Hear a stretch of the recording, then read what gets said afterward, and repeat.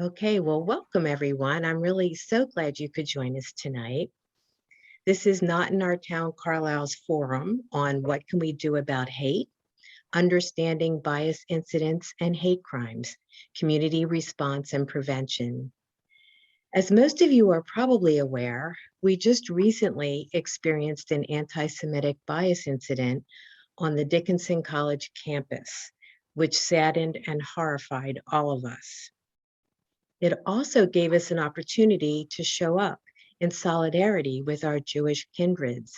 So thank you to all the members of Moving Circles, Not in Our Town Carlisle, the Greater Carlisle Community Responders Network, and the wider Carlisle community for showing up in solidarity as our Jewish friends lit the first candles of this year's Hanukkah celebration. It's an important reminder that love is stronger than hate and that we need to be there for one another. 4 minutes. So just a little reminder for everyone to stay on mute. That really helps with the background noise. Thank you so much. So we are living in an extraordinary time where hate crimes and bias incidents are on the rise. At the same time, we're witnessing what many are calling a racial reckoning, where more and more people are waking up, getting activated, and getting engaged with racial and social justice work. Despite the loudness of those seeking to divide and other negative influences, it's heartening to remind ourselves that there are many more of us working for a just and inclusive world. The people of goodwill are, in fact, the majority. But we do need to educate ourselves, and we have to stay engaged in making some good trouble, as our beloved brother John Lewis would say. James Baldwin reminded us, a country is only as good, only as strong as the people who make it up, and the country turns into what the people want it to become. I don't believe any longer that we can afford to say that it is entirely out of our hands. We have made the world we're living in, and we have to make it over. Tonight's program, What Can We Do About Hate, takes a look at bias incidents and hate crimes, community response and prevention. We'll explore examples and differences between bias incidents and hate crimes, how to think about First Amendment rights, some current trends and issues, the role of local advocacy Oh, groups. there's trucks? Yeah. And I saw that. I didn't. thank you. The role of local advocacy groups and the role of everyday people. And who better to help us navigate this terrain than our keynote speaker, Ann Van Dyke, a tireless worker for racial justice, intercultural understanding, and human rights. Before we introduce her, a couple of quick logistical notes about tonight's format. First, we'll hear from Ann, and then we have a few representatives of local organizations briefly sharing their roles, and then we'll have a question and answer period. So save your questions for after the presentations or type them in the chat. We'll do our best to keep track of them. And as we said, tonight's presentation is being recorded, and we'd like to just remind everyone to place your audio on mute so we can stay free of background noises. Thank you, everyone. Let's go ahead and get started then. Not in Our Town Carlisle welcomes you all and feels very fortunate to have Ann Van Dyke with us today to share her knowledge and experiences. Ann Van Dyke was a civil rights investigator and trainer for the Pennsylvania Human Relations Commission for 32 years, and in that role often conducted training for communities, businesses, law enforcement, and schools, as well as for faith and civic groups regarding tensions related to hate crimes, racial supremacist activity, and demographic change. And while she calls herself retired, I'm giving you the air quotes here, We are all very grateful for all the volunteer work and civil rights consulting she continues to do. She currently volunteers with the Harrisburg Community Responders Network, Gather the Spirit for Justice, a local community center, and Heeding God's Call to End Gun Violence, an interfaith group that deals with gun violence.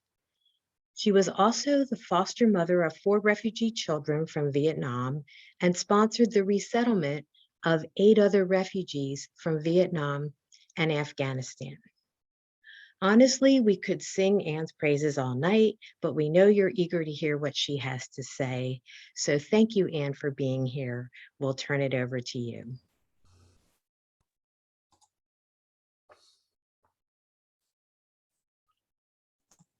Thank you, Marcia, and good evening all. Now, first, I want to make sure, am I coming through clearly? Okay, I see a lot of thumbs up. Okay, so Kirk, if you would bring up the first slide, please. So I started doing this type of work for the State Human Relations Commission, which is the state's civil rights law enforcement agency. I started doing that work back in the late 80s. And that was right when we began to see this phenomena of a marked increase in organized racial supremacist group activity, both an increase in their activity and an increase in the number and the variety of groups that were forming, and an increase in their comfort with being very public. At the same time, we began to see that the demographics across the state and across the nation were changing very rapidly, which means there were so many schools and so many neighborhoods that for the first time ever were becoming diverse. And what we saw in response to that was civil tension, that's the expression civil rights enforcement uses, civil tension related to demographic change. So all these conflicts in communities that historically had been all white that started to change and were in conflict about it. So this conversation about community prevention and community response is one that I started to do in the late 80s. With the guidance of people who'd been doing this work long before me, and with the guidance of many organizations throughout the country. So these slides I'm going to be using tonight, the content comes from those experiences and that work background. Okay. So the Carlisle, not in our town, or okay, Kirk, the planners of this presentation said to me, the first thing they wanted is an explanation of what Pennsylvania's hate crimes law looks like. And here it is. It's called ethnic intimidation, and it's what's called a statute. The ethnic intimidation statute is a part of Pennsylvania Crimes Code. And so with ethnic intimidation, or the hate crimes law, motivation is the issue. So if certain criminal acts are committed and there is clear evidence of the malicious intention of the motivation, then ethnic intimidation can be applied. So ethnic intimidation is what we call a penalty enhancement provision. So law enforcement would first apply the underlying crime, let's say harassment, and then they would add to that ethnic intimidation. So you see over there on the left, so when specific criminal acts are committed against individuals, like someone walking down the street, or groups of people, like a group of folks in worship, or to property, then this statute can apply. And there's only 4 protected classes, and you see them there on the right. And you also notice that under that list of protected classes is the explanation that ethnic intimidation used to have 5 more protected classes, and you see them there. And I'm sure as you read them, they make all the sense in the world that yes, people are targeted based on these 5 that are named down there, are targeted out of hatred. Now, those 5 protected classes were removed back in 2007 because a citizens group whose whole reason for being is to oppose protections and rights of the LGBT community. And they sued and they won, and those 5 protected classes were removed. Ann Van Dyke speaking, if you want to hear it. Oh, Those 5 protected classes were removed because what the court found is that the legislature, the process of writing this statute, this law, was flawed. It was a processing error. Now, I suspect if we checked every piece of legislation that came out of the Hill, we would find other similar errors, but they're just not. Nobody rises up and sues and tries to overturn the law, but this group did. And so all 5 protected classes that you see there at the bottom had to be removed. So put this on your list of things to do. We need to get those 5 back in Pennsylvania's ethnic intimidation statute. Oh my goodness, those are, when I was working for the state, we would get reports left and right of people being physically harmed out of hatred because of who they were, in those top 4 that are still there and in the bottom 5 that were removed. Okay, Kirk.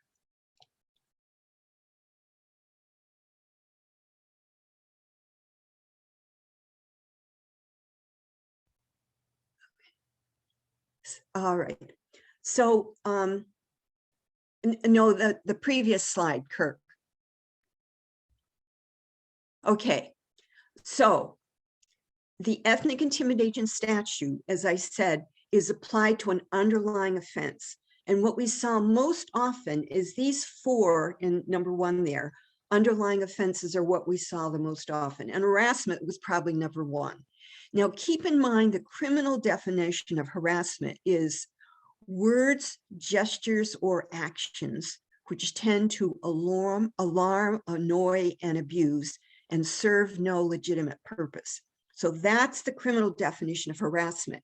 And if there is evidence that the harassment is motivated by hatred for someone's 4 protected classes that you just saw, then the police can charge harassment and apply ethnic intimidation to that.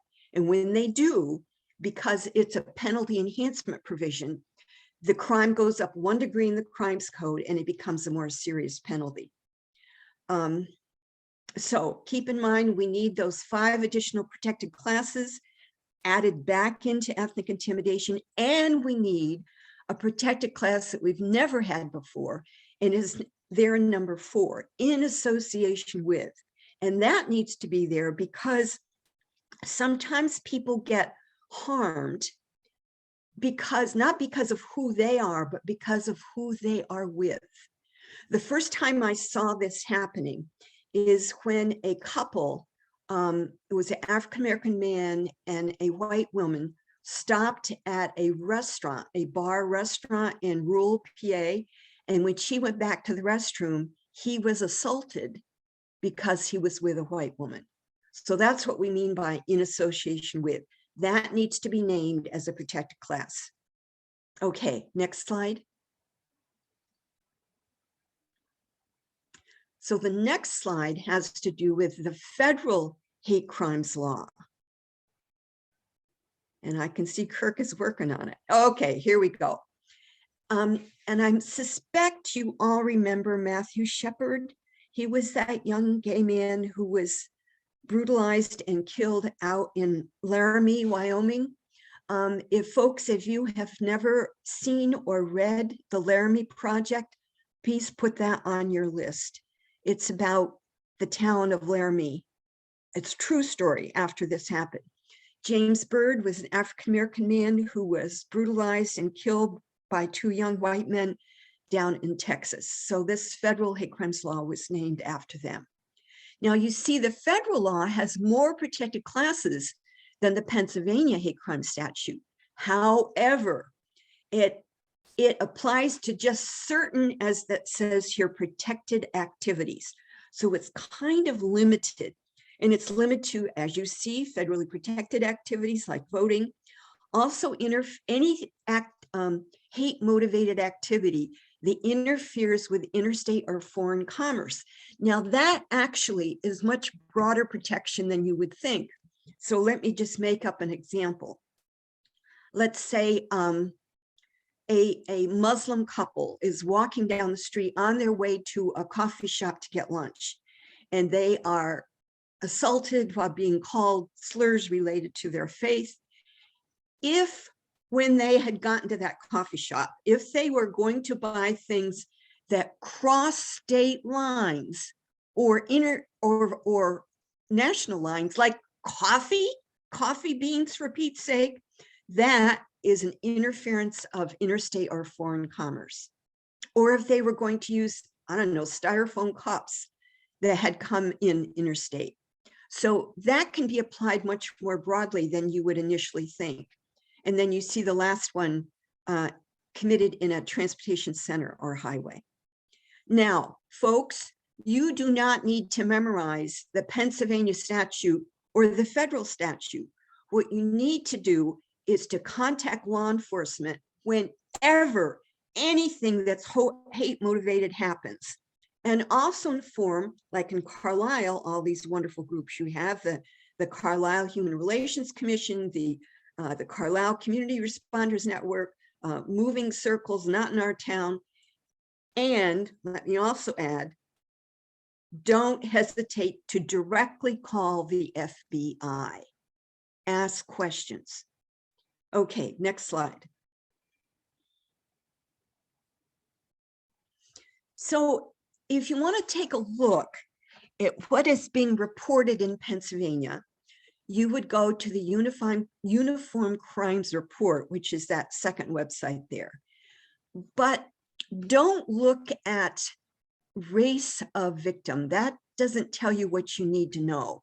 You need to look under the category of bias motivation, which will indicate why this person was targeted. Because, for example, if you go to the category of white victims, you'll see quite a few incidents listed, but they weren't targeted because they were white. They were targeted because of their religion, or because they were in the LGBTQ community, or because they're in association with. So look at bias motivation, and that will tell you why this hate crime was committed. And I'll talk more about this later, but also keep in mind, hate crimes are tremendously underreported, tremendously. So what you'll see there is just the proverbial tip of the iceberg. Okay, next slide. Okay, this is very important. What in the world is the difference between hate crimes and other types of crimes, like crimes motivated by greed, for example? There is a big difference, a big difference. Okay, let's just imagine for this part of the conversation that we're talking about the first Latino family that moves into a community. And right away, their house is targeted with the racial slurs spray painted on the back, trash thrown in their yard, cars keyed and tires slashed. And that example I just gave you is the classic that I saw over and over again when I was working for the state. The first family, whoever they are, religion, race, ethnicity, whatever it is, so often would be hit. So those types of crimes are not just meant for that family. They are message crimes, and the message goes to everyone who is similar to the victim, not just in that community, not just in that county, not just in that state, but anywhere in the country that people who are similar to the victim hear about it. Also, curiously, hate crimes tend to last longer than other types of crimes. For example, there are a lot of crimes in and around the victim's home and are in holy places like synagogues. And when the perpetrators break in, they don't just steal something and leave, but they do as much damage as they can, spray painting messages all over the place. So these tend to take longer than other types of crimes. They are more violent. They involve more injury to persons and property than other types of crimes. They often spawn copycat crimes. And like I said, they are occurring increasingly in and around the victim's home. And every year we see them involving an increasing proportion of youth, both as victims and perpetrators. And of course, there's much more emotional trauma than if you get robbed because, I don't know, you were wearing a gold chain and the guy wanted your gold chain, as opposed to you were assaulted and beaten up because of who you are. Much more emotional trauma. And as I mentioned, tremendous underreporting of hate crimes. One reason is because victims don't always trust law enforcement.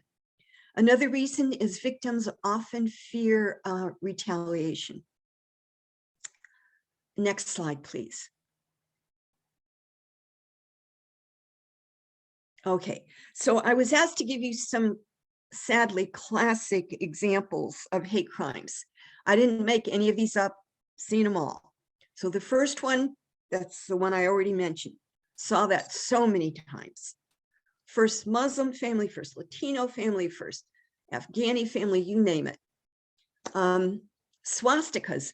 Swastikas are a one-size-fits-all hate symbol.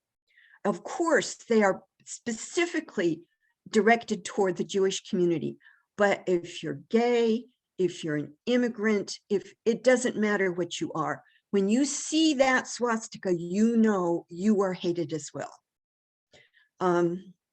Oh, gee, this next one, we saw a lot of this since the pandemic started. And I'm sure you all have read about these situations. Yeah.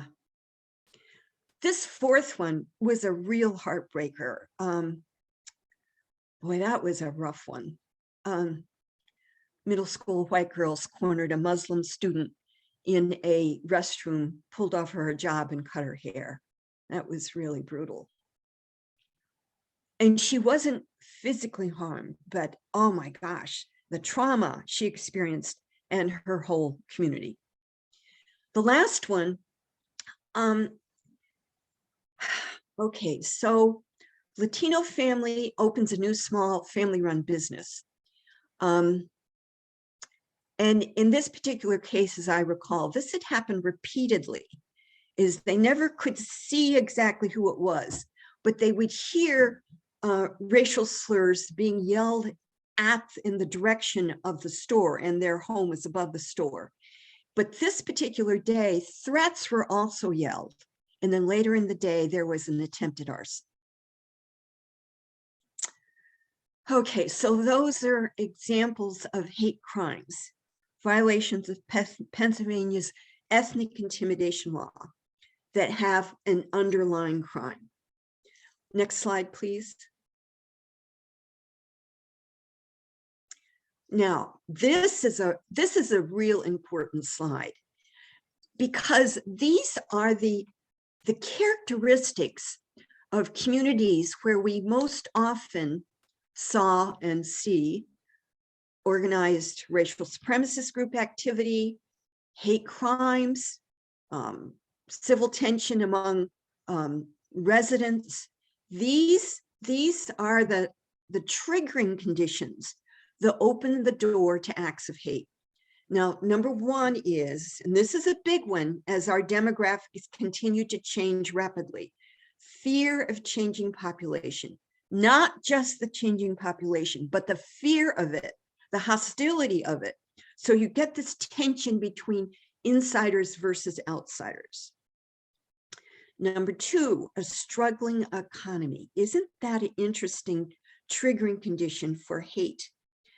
And the way we would see it is, for example, when all those steel mills and coal mines were shutting down in southwestern Pennsylvania, we would see particularly different factions of the Ku Klux Klan distribute flyers that said things like, some black guys got your job and the Jews are running the industry. So they would provide the rationale, the false rationale for under or unemployed white folks to blame somebody else based on race or religion for their lack of employment. And the truth is, nobody had their job. Their job was gone. But other existing problems around which people feel alienated and disenfranchised. And another example would be around existing problems is in, again, southwestern PA, a toxic dump was just killing a rural town. And I mean that literally, killing the dairy cows, killing the people, just incredibly high rates of cancer. And this was an all-white little town, and they weren't getting help. And so a particular KKK showed up and said, "We are the environmentalist Ku Klux Klan. We will help you get rid of this evil corporation." And so that Klan, that particular Klan, I think it was the Invisible Empire, I believe, but anyway, whoever they were, moved into a farm near the toxic dump and forgot all about the toxic dump. So the point is, their hate can just come squeezing in. Anywhere people are alienated and angry and feeling disenfranchised. So speaking of disenfranchised and alienated, look at number 3. And that is where there are alienated young people. So young people who feel like they don't have a rock to hang on to, who feel like they don't fit in, who feel like they don't belong. And they are ripe for the picking by, and in particular, I'm talking about white supremacist organized groups, neo-Nazi skinheads, Aryan Nation in particular. Those two groups really focus on alienated youth. And we'll talk more about youth a little bit later. So look around your town. Who of your young people are ripe for the picking, who don't have a rock to hang on to? So next is failure of community leaders to regularly, automatically talk about the positives of becoming more diverse communities, because it's going to happen. It's time to get our attitudes ready to truly be diverse populations in every part of our lives. And also the failure to step up to the mic and name it when hate happens in our town. So too often, community leaders want to just play it down. Just play it down so people don't get upset. They need to step up to the mic and they need to say, let me give you a good example. A group of young people went through a town in Western PA and spray painted KKK and racial slurs on everything that was holding still. The next day, the superintendent of schools said, it appears to have just been a prank by some young people. Holy smoke. Guess what that said to the people who were targeted by that? It said, we're not really that concerned about the impact of this on you. And it said to the perpetrators, you can do that here because we're going to wink at it. What they needed to do is step up to the mic and say, we are appalled that this act of hatred has happened in our community. We are particularly disturbed because it may have been our young people who did it, and we will never be silent in the face of hate. What a huge difference between those two statements. And the last one is the big one that applies to all of us, the triggering condition that applies to us all, the silence of good people. Silence is the welcome mat for hate. Whether our friend tells a racist joke at the water cooler in the morning, or when there's, I don't know, hate graffiti that goes up around town, silence is the welcome mat for hate. Okay, next slide. All right. This is, there's so many psychological definitions of prejudice and hate. I've found these to be the most hateful. Prejudice is the belief that we know a great deal about somebody and we don't know them. And what's more, we don't think we need to get to know them because when they walk in the door, we think we see all we need to know to come to automatic assumptions about their strengths and their weakness and their interests and their value. And prejudice is the rock bed upon which hate grows. And hate simply is the inability to tolerate the presence of difference in others. Next slide.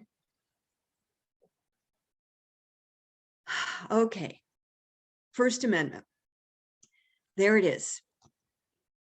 So we have the strongest freedom of speech rights in the galaxy. Now, the way that is qualified is down there at the bottom. And what that means is if, for example, an organized hate groups or the Girl Scouts, either one, wanted to hold a rally at Market Square during rush hour, government could appropriately say to either group, nope, wrong place, wrong time, too much traffic, not enough space, wouldn't be safe. But I used a hate group and the Girl Scouts to go, the government cannot regulate this conduct based on the speech of the group, but simply based on public safety. Market Square at rush hour isn't the right place and time. Next slide. So what the rough cut on our freedom of speech rights goes like this. Speech that incites imminent lawless action is illegal and is not protected under the First Amendment. So we're a Klan to distribute a flyer that says, meet us at Market Square tonight and we'll go burn down the nearest synagogue. That is speech that incites imminent lawless action. That is not protected. It is illegal. And that's why they don't do it that way. What tends to be protected, next slide, please. Oh, well, what tends to be protected is opinion. And yes, sometimes that opinion can be really, really offensive, homophobic, Islamophobic, racist, anti-Semitic. It can be extremely offensive speech. But as long as it does not incite imminent lawless action, as long as it's in the form of opinion, it tends to be protected. That's why you have so many much hate speech on the internet. And that's why you can have all these hate groups holding rallies and speaking public on county courthouse steps, that kind of thing. So next slide, please. Oh, no, go back. In so many circumstances, we cannot outlaw hate speech. What then do we do? The solution to hate speech is speech. It's our speech that affirms equality and nonviolence every day and doesn't wait for a hate crime or a racial supremacist group to be in town before we speak up. The solution to hate speech is speech. Okay, next slide. All right, so your Carlisle group, your planners of this conversation, also asked me to talk about bias incidents. Now, bias incidents, and the ones I've chosen here, do not violate hate crimes law. They're an example of protected speech that is nonetheless offensive, but it's not illegal. So these are classics. I didn't make any of these up again. So in a person's own property, this is an example of protected speech. Ugly, but protected. There's a second one. Oh my gosh, I had files full of KKK recruitment flyers back before they started doing most of their recruitment online. And only if there was a local littering ordinance did those flyers violate any local law. We had lots of examples in South Central Pennsylvania of neo-Nazi hard rock groups renting space to hold a white supremacist rock concert. That was not, the content of that music in that space did not violate the law, but you can be assured police were mighty watchful of what was going on in and around that area. Okay, this next one will give you a headache for sure. And we used to see this would happen. So this is a classic example of two drivers vying for the same parking spot. And the person of color would get the spot, the white one would yell a racial slur and drive away. You got my spot, blank, blank. So with that situation, there was not evidence that the racial slur was because the speaker hated that particular racial group, but rather the only evidence was he was mad that the guy took the spot he thought she should have. Now, this is a hard one to stomach, but that's where we are with that. Often, one racial slur, I'm sorry to say, does not violate the law. Report it anyway. Report it anyway. And that's the same thing I have to say for this last one. So let's say one Asian woman is filling up her car and somebody drives by and yells this anti-Asian stuff at her.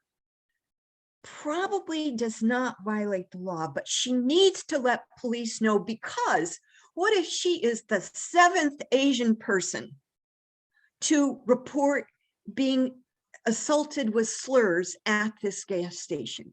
There's a problem brewing there, and the police, local police, need to know that. Plus, groups like the groups that plan this event, you all need to know that. You all need to know that based on someone's ethnicity and race, they can't pump their gas in freedom. Next slide. All right. This is a very real example of a bias incident that came in when I was working for the commission, and it did not break the law. That is offensive as you can get. Didn't break the law. Doesn't that just take your breath away? However, if the rest of that town had just sat back in silence and went, well, he's got strong opinions, but it doesn't break the law, he would be getting away with it and doing harm every day. This is one of the situations where he needs to hear from the community. And also his employer said, we don't want that in our parking lot. Employers can do that. It's their land. Another example, the solution to hate speech is speech. Next slide.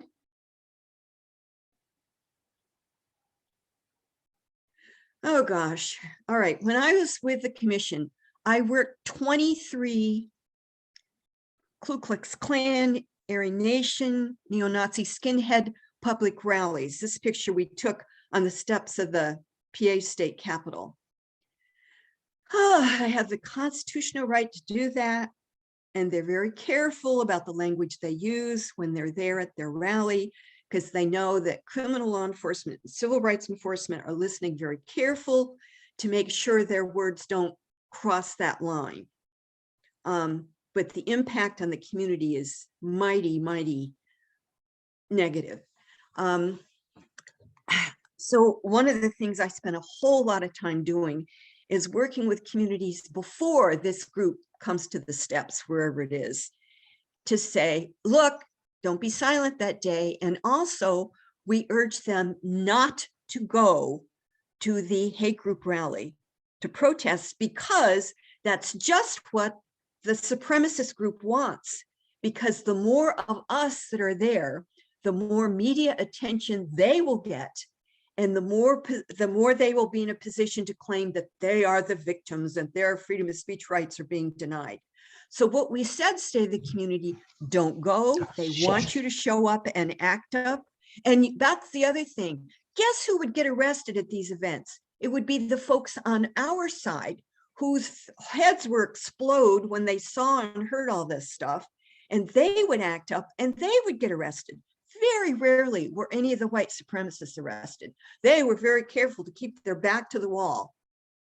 So don't go, but don't be silent that day. For Pete's sake, organize a unity event on the other side of town at the same time, but entirely different location. The solution to hate speech is speech. Next slide. Oh, this is classic. This is the kind of flyer I saw, oh my gosh, so many times during my time at the commission. Now, the thing is, if you're white, if you're straight, if you're not an immigrant, if you're not a religious minority, if you're not Jewish, and this shows up on your yard, you can go, well, this is stupid, and throw it away and forget about it. But for everybody else, for all the people targeted by this stuff, life changes that day. And they're left wondering, oh dear God, who did this? Are they watching me? Is it a neighbor? Are my kids safe? That's what the rest of us need to keep in mind. When this stuff happens in our town, life changes for all the people who are targeted by it. And next slide. All right, this is painful stuff, but we need to keep it in mind. It is not illegal to hate. People get to think and believe whatever they want. They may not act on it. Acting on it is probably illegal, or, you know, if it's egregious enough, but hating is protected. What we think, we get to think and believe what we want. Next slide. Okay, these kindly elephants really apply to the next page, but let's talk about this. Let's just talk about what extremist groups offer alienated young people. Look at that list. Okay, so one of the most helpful things that happened when I was doing this work is getting to know 5 people who used to be very invested in the white supremacist movement and were all recruited when they were in their teens. And they all came from these just terribly messed up, insecure family backgrounds. Let me see, I think all of them talked about parents who were struggling with alcohol or drug abuse. So it's so common as people who have left the hate movement tell us, for people who have joined to had no, I keep using the expression, have no rock to hang on to as youth. And so this is what these extremist groups offer. Look at that list. I mean, why wouldn't that speak to a young person? Now, the thing is, all of us social justice groups, we could offer the same stuff, but we too often just are not tuned into those alienated young people.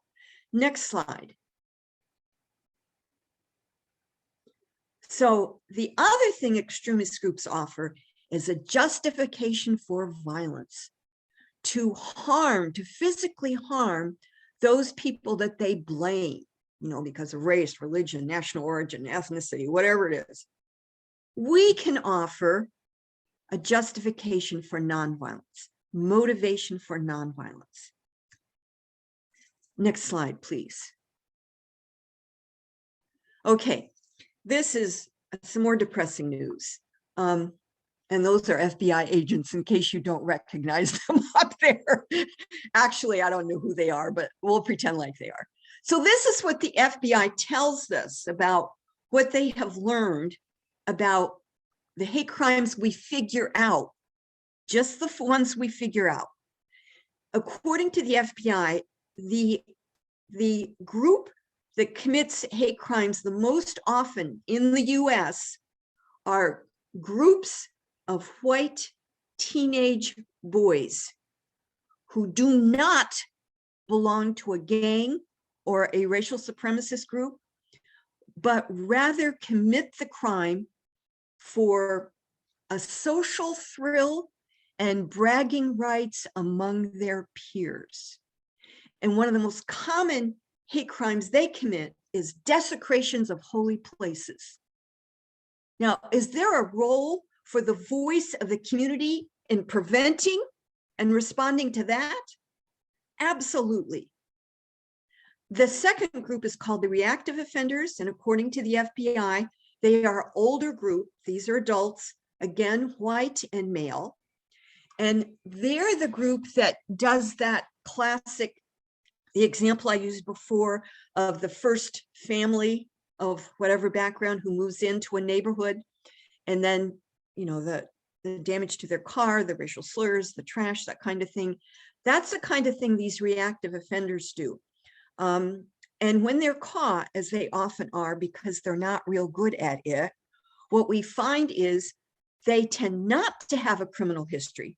They tend not to belong to organized hate group, but they commit this crime because they are trying to, what they would call, defend and protect their community from changing. Doesn't that take your breath away? The last group is the rarest group, they're rare in that law enforcement rarely figures out that they are the perpetrators. This mission offender group comes directly from the racial supremacist movement. They tend to do very violent crimes, and they're good at it. They're real skilled at it. And often those crimes, we never figure out who did it. So that's what we figured out about who is committing crimes, keeping in mind that the majority of hate crimes are not even reported or investigated. Okay, next slide. 5 minutes, Ann. Okay, thank you. And next slide. Okay, this is another statute that is important for you to know. Motivation has nothing to do with this. It simply has to do with certain institutions being harmed. And you see that list of institutions, and I see now that schools are missing from that list. Schools put that big on that list. So if you think about it, the institutions that are most often vandalized, that's this group. And so however they're vandalized, doesn't matter what the motivation is. That again is the underlying crime, usually criminal mischief, and institutional vandalism is added to it, moves up 1 degree in the crimes code, becomes a more serious penalty.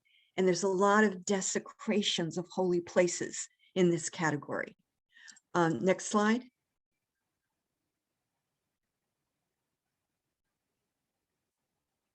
Oh, for Pete's sake, my friends, report. And with groups like the Carlisle CRN and Moving Circles and Not in Our Town and the Carlisle Human Relations Commission, walk with the people who've been targeted who need to file. They're going to need support. And even if it's constitutionally protected hate speech, report it. Law enforcement needs to know what's going on. And it helps municipal police develop where are things rumbling in this town. And oh my gosh, we commonly see municipal police don't recognize a hate crime and don't recognize institutional vandalism. And by that, I mean, don't apply ethnic intimidation, don't apply institutional vandalism. The police have the whole crimes code to memorize, and they regularly need training on these two statutes, and they're not getting it. I still see that. Keep a log of incidents, whatever group you are, and use that list of incidents to educate the public and other government agencies, and share with advocacy groups like Anti-Defamation League and Southern Poverty Law. That should be center, Southern Poverty Law Center. Next slide. Or is that it? Oh no, respond. This is the last slide. Whenever an act of hatred happens, speak up as individuals and as groups, whether it's a public statement, a community event, reaching out to the people who've been targeted and finding a way to support them in an ongoing basis. Because if, for example, it's their home that has been hit, find ways to reach out and connect with them. Okay, there's so much more to say on this, but I've used up my time. If there are questions, we'll do the Q&A later in the presentation. And my friends, I hope this was helpful. Thank you, Ann. I'm sure Thank you, we'll thank you. I'm sure we'll circle back with some questions in a bit. Next, we're going to have some brief remarks from community representatives. And before I introduce them, I just want to take a moment to recognize a couple of law enforcement partners in the work who are on the call. And these are folks who are working closely with citizen groups and very concerned about the climate in their town. So I just want to give a shout out to Chief Carol Landis, Chief of Police Carlisle, and Chief Raubenstein, Chief of Police in Silver Spring Township. We really appreciate you joining us. If we have questions about how the police handle incidents or reporting, it's so wonderful to have you all as a resource on the call. So next up, we'll go through our community representatives. We're happy to have with us Mackenzie Clark from the Carlisle Human Relations Commission, Jan Arminio from the Greater Carlisle Responders Network, and I'll be representing Not in Our Town, Carlisle, and Moving Circles. So thanks to all of you for being with us. Let's hear from Mackenzie Clark from the Carlisle Human Relations Commission first. Mackenzie, the floor is yours. Thank you, Marcia. Hi, everyone. I'm Mackenzie Clark. I'm the Vice Chair of the Carlisle Human Relations Commission. It's an honor to be on that commission and very excited to be here tonight. In 2017, the Carlisle Borough passed an Anti-Discrimination Ordinance that prohibited discriminatory acts.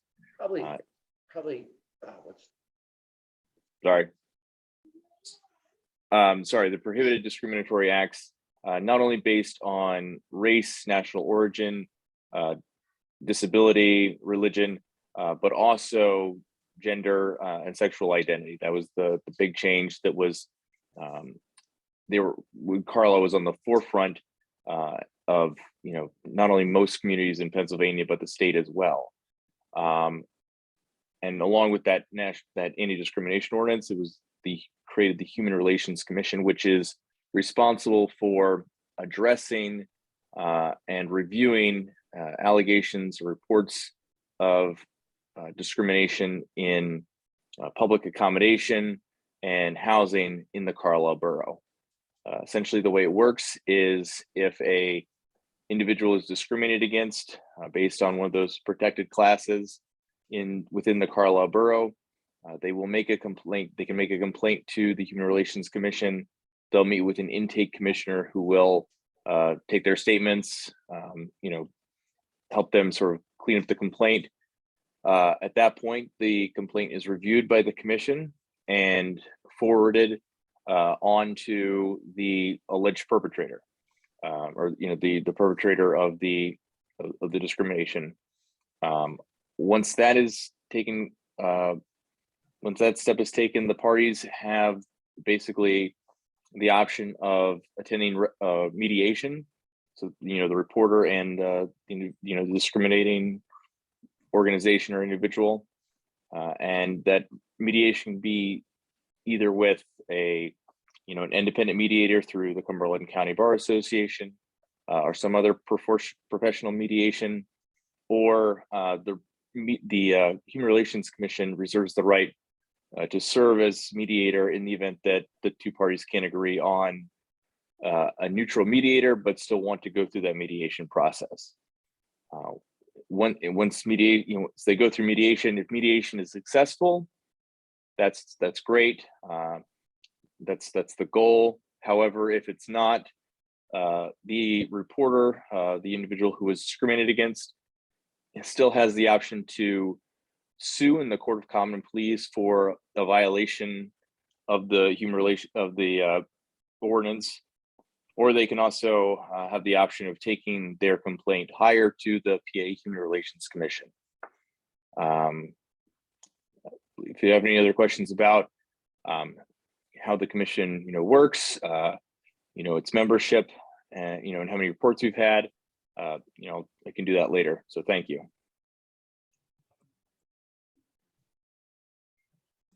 Thanks. Thanks for being with us. Let's hear from Jan Arminio, co-chair of the Greater Carlisle Community Responders Network. Take it away, Jan. Hi, everyone.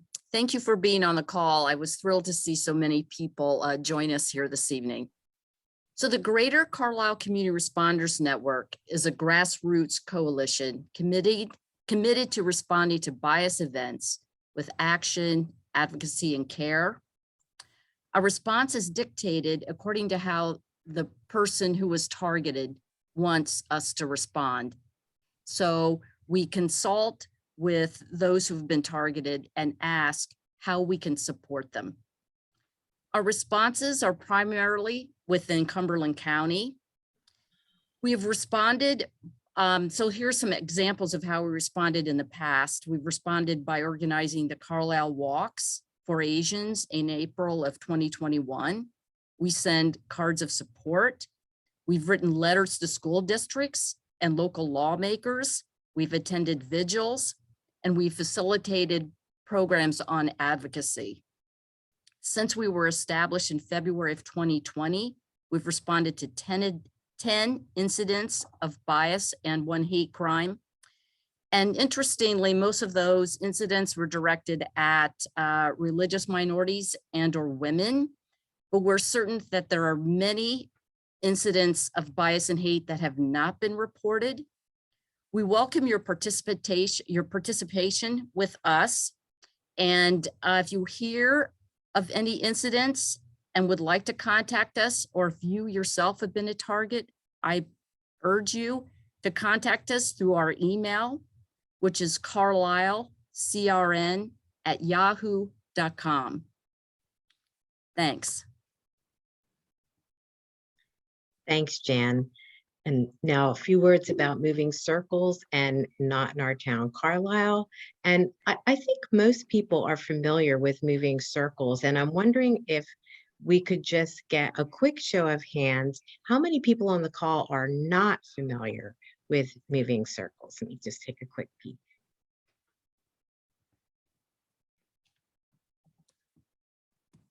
Okay, just a few. So briefly, moving circles is a learning, caring conversation circle exploring how we create what Dr. Martin Luther King Jr. called the beloved community here in Carlisle.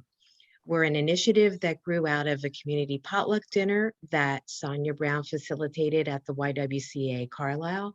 And we've been meeting monthly ever since June of 2016. People who have joined moving circles have committed to an ongoing conversation where people are building trust over time, practicing honest dialogue, developing racial and cultural literacy, and building bridges between people. Let us know if you'd like to join our circle, or perhaps you'd like help getting a circle started with a group you're already connected with. We'd love to see these important conversations happening all over the community. You can check out our website, which also includes a lot of racial justice resources at movingcircles.org. And to Not in Our Town, who is bringing you this event tonight, we are a grassroots group from Moving Circles that formed in response to a hate incident in Carlisle of February 2019. And I know many people on this call remember that, and dear friends of mine had those awful flyers, just like the ones Ann showed, land on their lawn, and it was life-changing, and it was very shocking.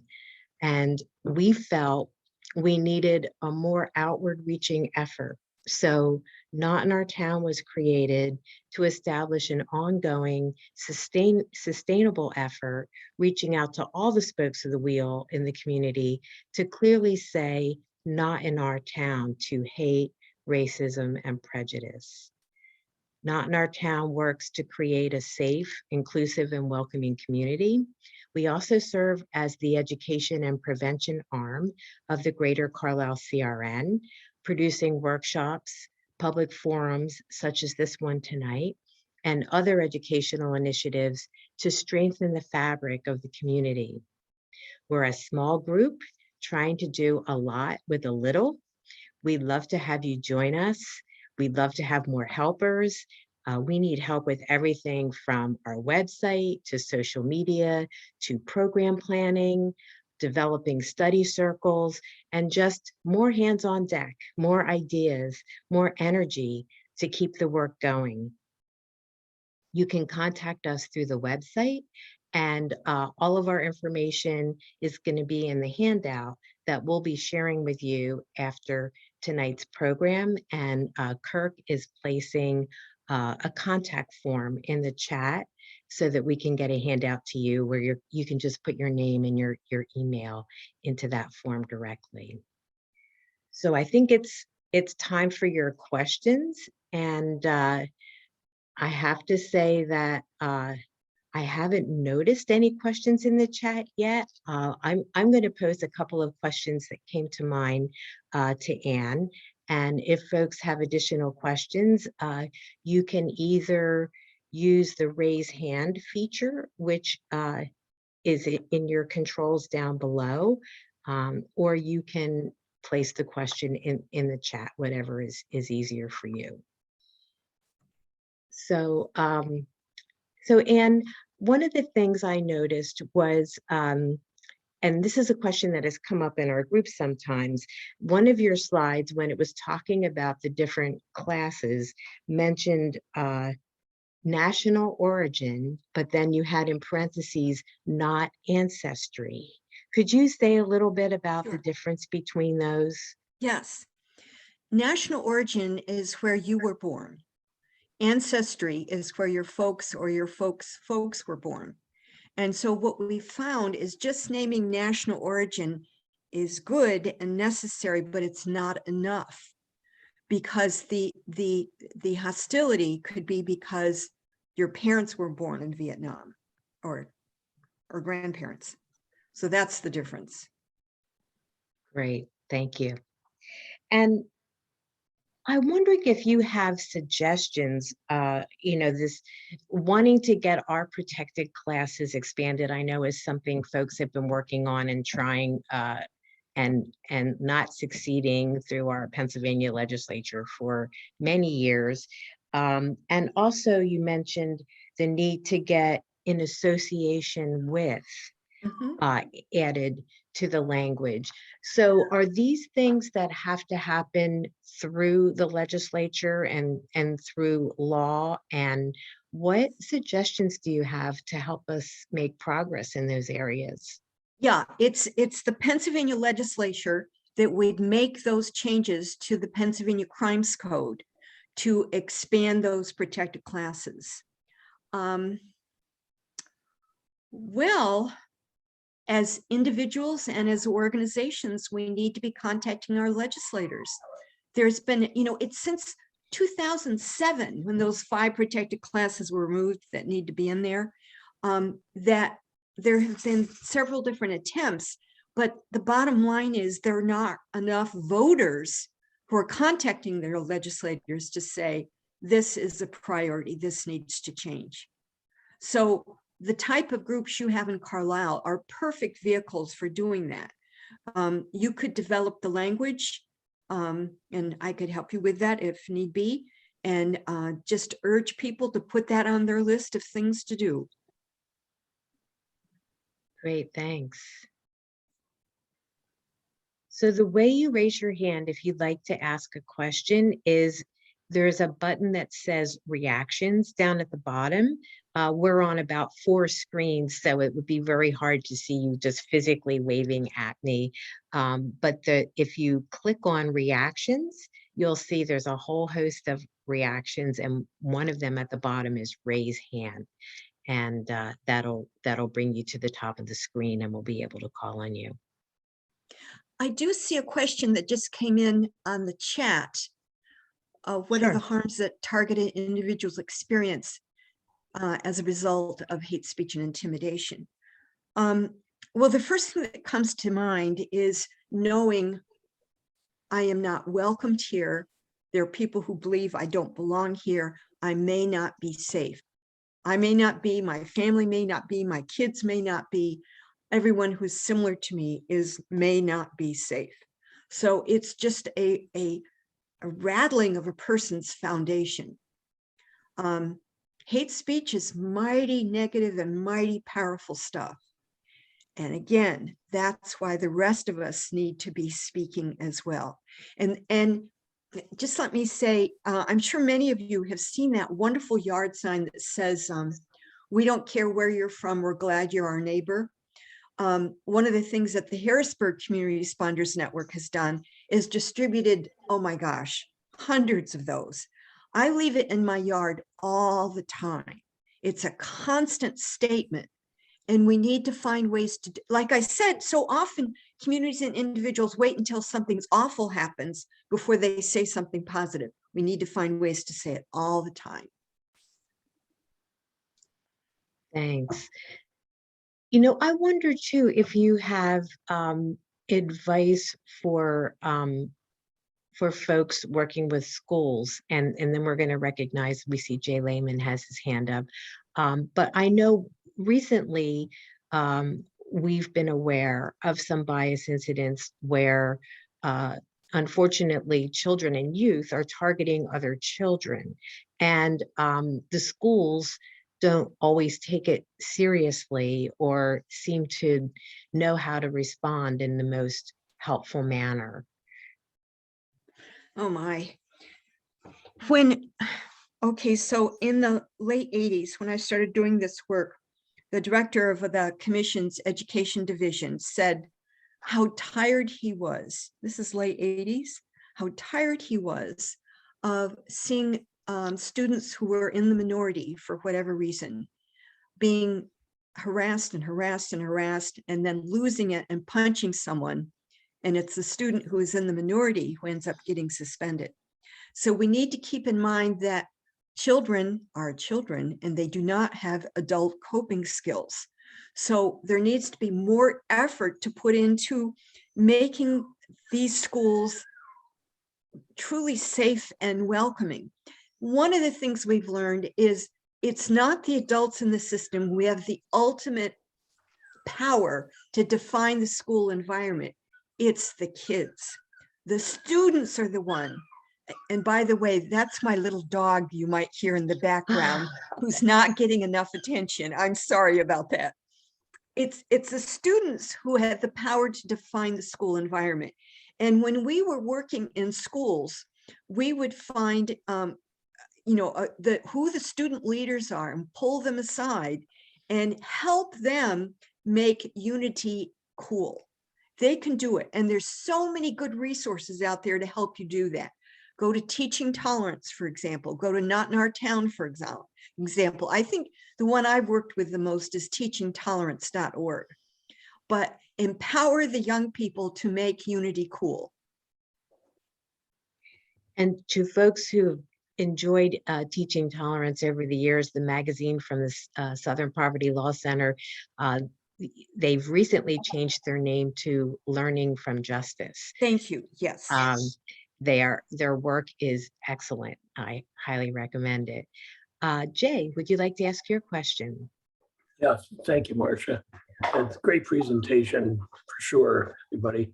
And I was curious, and I certainly agree with the idea that there are a lot of groups here in town that can work toward, legislative changes. But I was wondering if you would highlight any particular statewide group or association that's sort of taking the lead that we would piggyback off of, or use that as our source of information and work collectively through one or two groups that are already on the state level. I found that's important in the past, to have that kind of focus. I'm just wondering if you would recommend any. To specifically expand the hate crimes legislation, is that your question? Well, yes. And then if, with regard to these issues generally, are there preeminent statewide groups that are more lobbying oriented as opposed to just community education that you would recommend us to consider working with? I think the ADL, the Anti-Defamation League, they would show up first on my list. Marcia, who would you add second?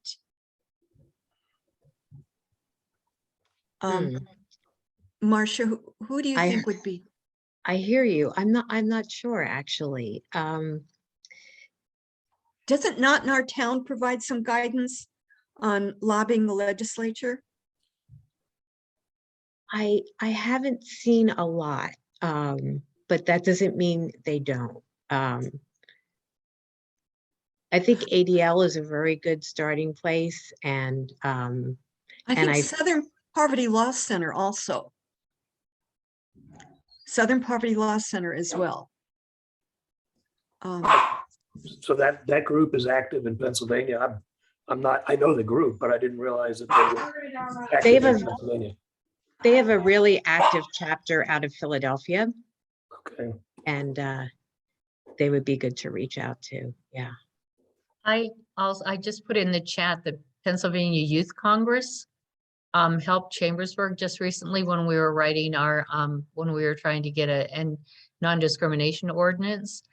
So they're very active and they're easy to reach out to and very willing to talk to people. That's a great idea. Thank you. I know they were also very involved in reaching out with the Biglerville incidents around racism. That's a really good youth group. I see two questions in the chat that I want to be sure to get to. Where to buy the yard signs I mentioned?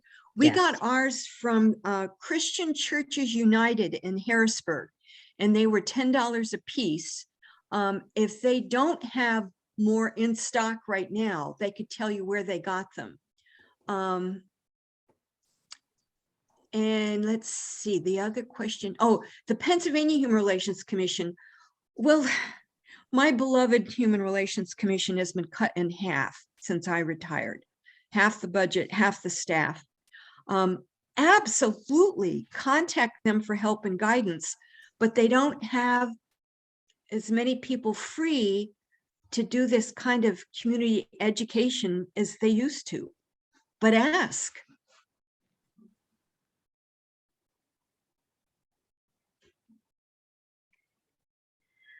A couple of just notes from the chat too. I see that I'm so happy to see all the resources being shared. And someone pointed out to me that we have Trooper Ismail Al-Gwamra. I'm sorry if I've mispronounced your name, from State Police, also with us. We're very happy to have you on the call.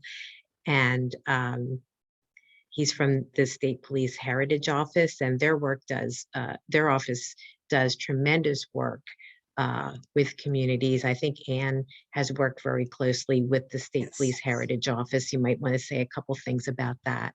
Oh my gosh, yes. When I was with the commission, over the years, I had 5 different state police partners from that Heritage Affairs Division. And that was just perfect to have criminal law enforcement and civil rights law enforcement working in partnership. So yes, they do good stuff. I call on them as well.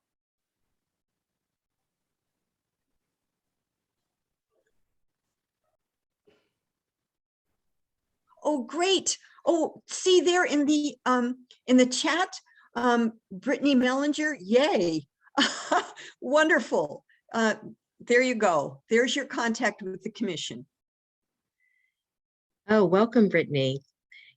And there are quite, there are so many people I'd love to recognize on the call tonight, but there are members of various advisory councils to the PHRC, and a lot of other people from the community that are doing outstanding work.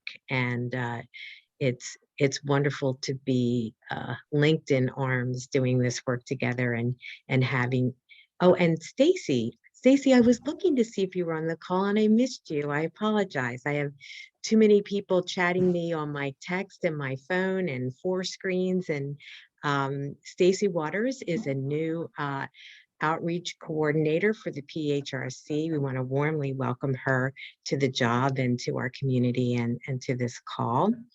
So I think we'll take a quick look around for any final questions, and we do have a call to action and some resources to share in our final wrap up tonight. So kind of last call for any other outstanding questions.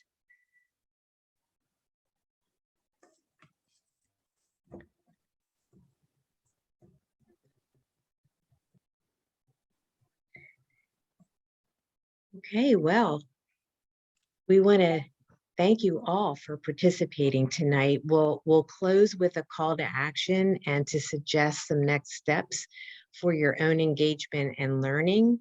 How can you help build a more warm, welcoming, and inclusive community and support actions for change?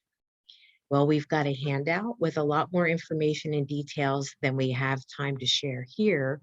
I'm going to run through the highlights briefly, and we'd like to email a handout to all of you afterwards.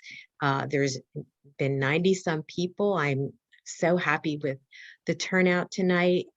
Many of you are not on our email list, so please put your name and email address in the form that Kirk has placed in the chat, and we can get the handout to you. So here are a few things you can do. You can participate in free bystander intervention training. Our handout has links to free training from Hollaback, and you can learn how to intervene safely if you witness someone being harassed. You can join in when you hear about rallies and vigils. These are public demonstrations of our community unity, and together we make a strong statement that says, "Not in our town." Report incidents that you see, report them to the CRN, the local police. These incidents are logged and tracked. The CRN offers support to targeted individuals, and contact your legislators regarding pending hate crime legislation. There have been several hate crime oriented bills introduced in the PA legislature. We give you the bill numbers and information in the handout. Legislators often hear very little from their constituents, and working together, we can change this. You can write, email, or call your representative. Every contact matters. Ann has given us some other follow-up items to contact our representatives about. Consider sending letters to the editors of local newspapers. Your voice really matters. And of course, we welcome you to join in the work. Besides the groups here tonight, Moving Circles, Not in Our Town Carlisle, the Greater Carlisle CRN, Harrisburg CRN, and the Carlisle HRC, you can get involved with the Carlisle Truth and Reconciliation Commission, the YWCA Carlisle, Hope Station, Carlisle Bridge Builders. There are so many ways to be engaged. Maybe you want to start a conversation circle in your faith community or your social club. We'd love to help you get started, and we'd love to have more helpers. So all of the details about these actions, along with the contact information for all the participating organizations tonight, are in the handout. If you have trouble figuring out the form in the chat, it's actually very simple. You click the link and you just type your name and email directly into the form. If you have trouble, you can just type your email in the chat directly or send us a note through the Moving Circles website. But let's all think about, what could you do from a place of love that makes a little bit of difference, even the smallest thing? And before I have our closing words, we have a couple of words of inspiration to share. I wanted to just take a moment and ask if any of our partners, either from the PHRC or Carlisle Police or Silver Spring Township Police, would like to offer any additional thoughts in these last few minutes together. Give you a moment. You can just unmute yourself and Good evening, Marcia. It's Chris Robinstein with Silver Spring Township. Appreciate the invite and that everybody came out tonight. It's such a great turnout you had. Ms. Van Dyke, what a great presentation. Thank you. The one thing I would encourage folks from a local law enforcement level is, and I'm just repeating what was already said, is to make that report. There are going to be times where you get frustrated. Our answer sometimes, as Ms. Van Dyke said, is it's not illegal. Some of these things aren't illegal, but we still need to report them. That way we know about it. And a lot of times it's a bigger picture than just one incident. So we can put it all together and piece it together. And you'll find, especially in Cumberland County, no department works alone. We are very interconnected, not only with other departments, but with the district attorney's office, who know, the crimes code and the laws to a much greater level, and can help be our reminder and our guiding force in doing some of these enhancements that really help send a message that it's not going to be accepted by the community, and that we will punish accordingly. So I just don't let a level of frustration be the reason that you stay quiet. Just keep being the voice and report what you've seen, and to any and all departments. And sometimes it may feel like you're getting the runaround. If somebody tells me something that happened in Carlisle, I have to refer them to Carlisle. But it's not me passing the buck. It's us trying to do it the right way so that we don't hinder an investigation as we go. But thank you again, and I appreciate the time tonight. Thank you, Chief Robinstein. Really appreciate you being here. We know all roads lead to Carlisle anyway. But I ditto Chief Robinstein's comments. The idea here is that all it takes for evil to succeed is for good people to do nothing. So we just need you to speak up. Amen. Thank you. Thank you for that, Chief Landis. I can't underscore that enough. It's the indifference of good people that has led to so many problems that we see in our society. And of course, I'm preaching to the choir. All of you here are people who are not indifferent and people who are concerned in taking action. Stacy, did you want to say hi and introduce yourself?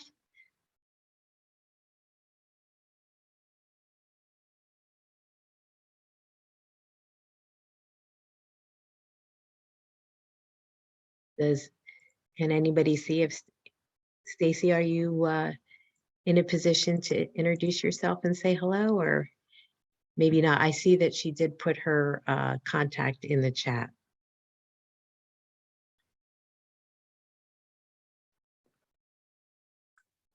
All right, well, Hey, Marcia. Stacy's mic is disabled. Yes, is that Jay?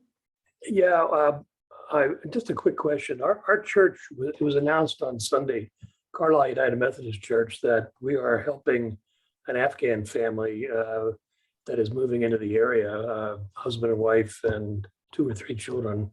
I was curious whether anyone else is involved in that effort, and have there been any indications of concern, because that would fall into, in some part, the first,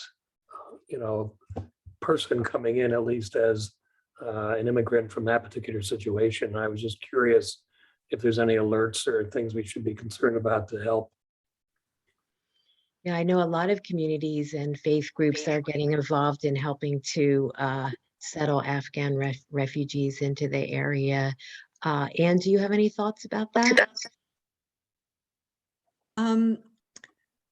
There are 2 groups. Well, first of all, check to see who is the refugee resettlement group they've come in through, because they will certainly have all kinds of guidance. And there, in Harrisburg, there are 2 organizations, one called PAIRWIN, Pennsylvania Immigrant and Refugee Women's Network. And also, oh golly, there's another organization that has taken the lead in placing the Afghan families, and don't you know, I'm blanking on the name of it. But I'm sure your pastor would know the name of the refugee resettlement group. They should have all kinds of guidance. And I'm going to remember the name of that group, and I'm going to send it to Marcia, and Marcia can give it to you. It's not the Church World Group out of Lancaster. No, No, that's not who I was thinking of. All right, let me recognize Samia and then Becca, and then we have a very short closing quote for everyone. Yes, Samia. The group that has been awarded for this area to be in charge of the refugee is JCC. Jen Ross has The Jewish Federation. correct. So they are in they are heading this endeavor of Afghan resettlement in the Harrisburg area. Very good. Thank you, Samia. Becca.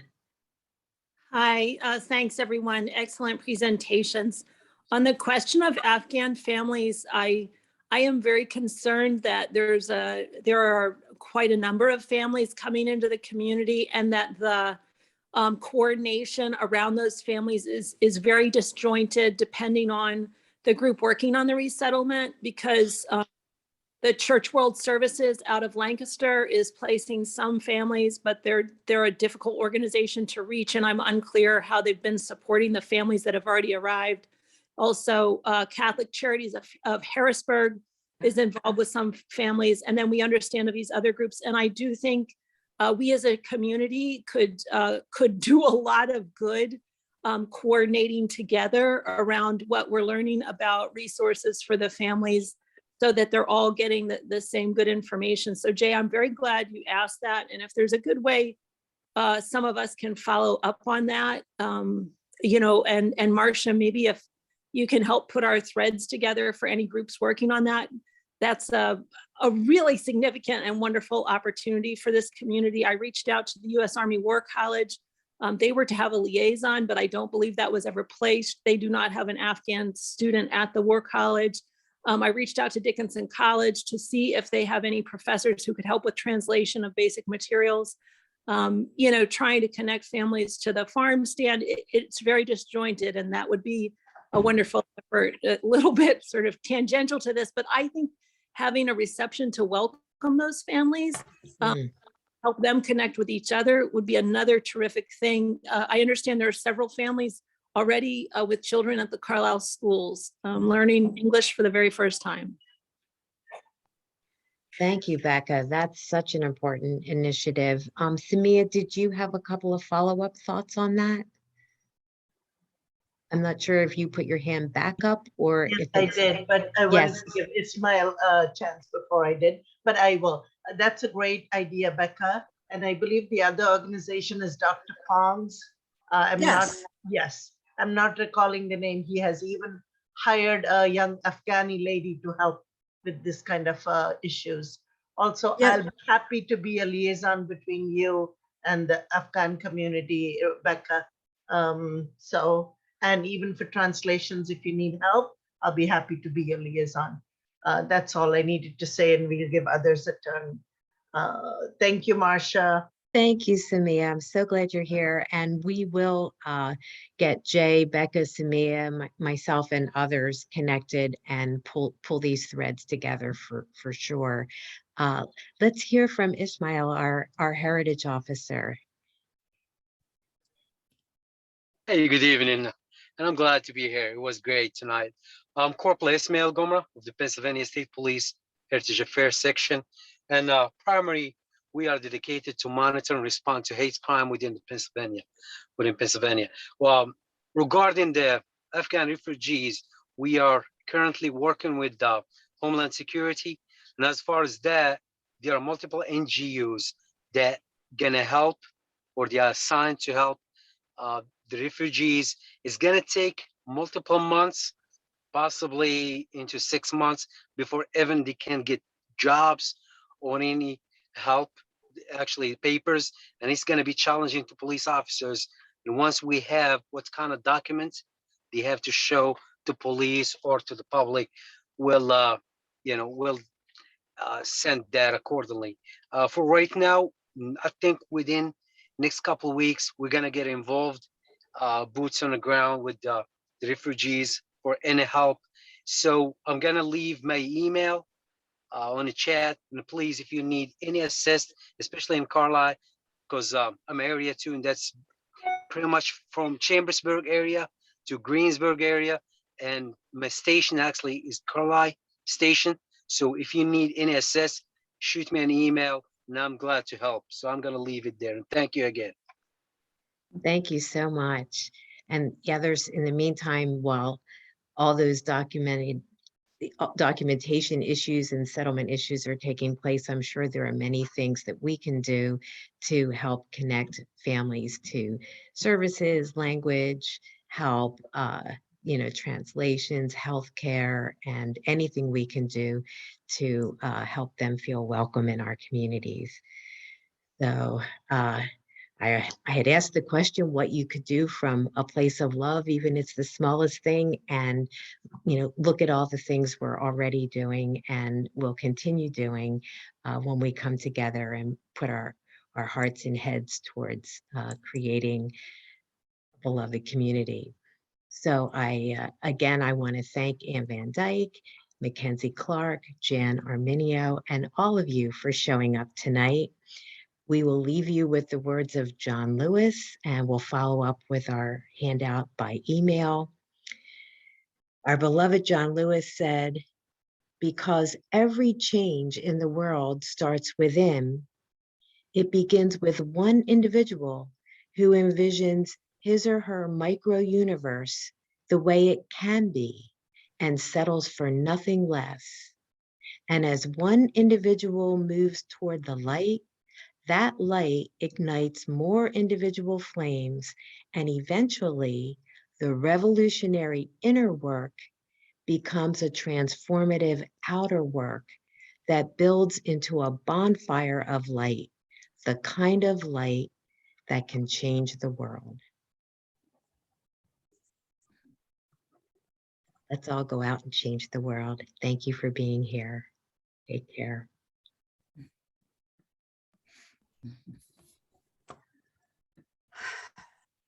So much.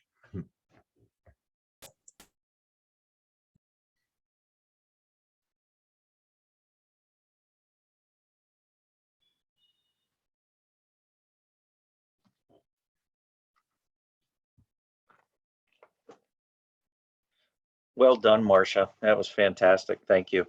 Oh, thank you. Thanks for being here. Kirk, did you stop the recording? Oops. Oh, no, I take that back. I didn't want that recorded. I don't want Marcia to have that on.